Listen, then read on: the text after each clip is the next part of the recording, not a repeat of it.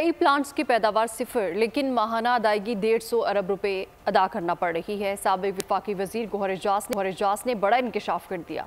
बोले कि इंडस्ट्रीज़ की बरामद उस वक्त तक नहीं बढ़ सकती जब तक बिजली का निज़ाम ठीक नहीं होता। इंडस्ट्री का टैरिफ 9 सेंट होना चाहिए। 2.1 ट्रिलियन रुपए पावर प्लांट्स को देने हैं। ये कैसा कॉन्ट्रैक्ट है कि प्लांट बंद करके आवाम से पैसा वसूल किया जाए। ऐसे पावर प्लांट्स हैं जिनको 1,000 करोड़ रुपए दिए गए हैं।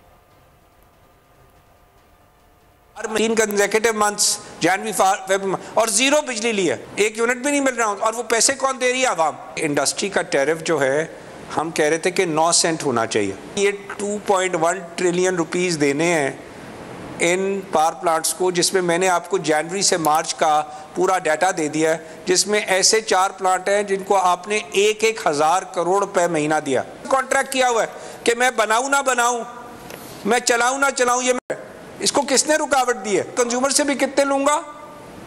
2,11,300 रुपए, जिसमें से आधे हुकूमत के हैं। सब्सक्राइब करें और बेल दबाएं ताकि कोई खबर रह न जाए।